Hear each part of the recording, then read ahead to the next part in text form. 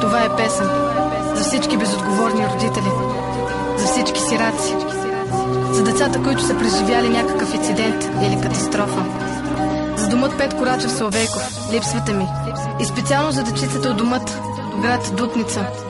Дръжте се, живота е пред вас, борете се, липсвате ми. Не искам всеки ден да ям сухата храна, не искам вече да живея все така. Просто искам малко мир и любов в моето семейство, както и живях в началото на моето детство.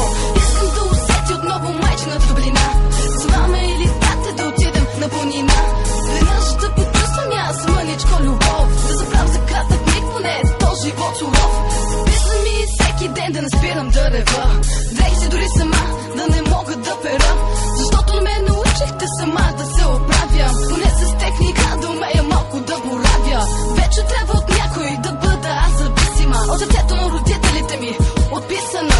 Още колко пъти душата си прими да изливам, до кога ще продължавам с тези химикалка да заспивам. Не гледай тъмната страна, тя носи само лошота. Огледай се добре сега, хубаво виждаш ли, кажи.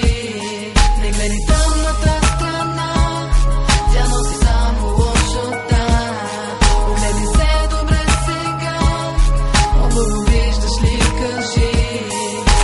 Песни са песни, правено всички негативни, едни са агресивни, други прекалено депресивни. За нещо весело ще се почувствам неготова, да направя някой трак със звучене по-такова.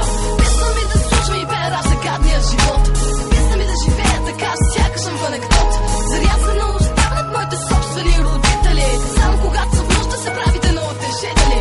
Едва на 16 ма се налага сама да се боря, сама да се издържам и на Господа се моля.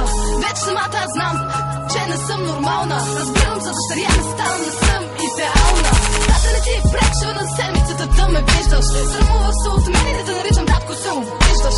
Егоист такъв, само корби са ти в главата, а за твоите две деца те винаги затворена вратата. Гледай тъмната страна, тя носи само лошота.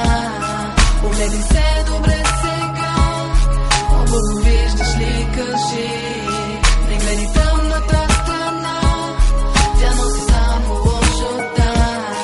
Огледай се добре сега, хубаво виждаш ли, кажи. Една тежка злополука промени живота ми изцяло, една тежка злополука ме накара да мисля зряло. Заради този те проклет сега съм куче по-безсмяло, заради този те проклет сега съм животно безумяло.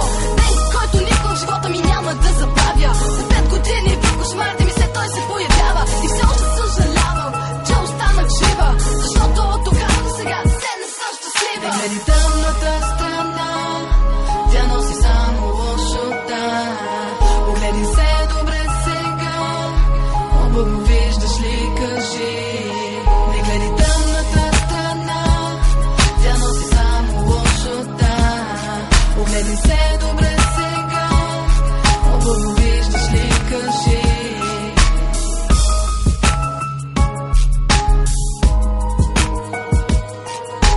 Най-много се зарадвах, че ще имам собствен дом, в който ще живея.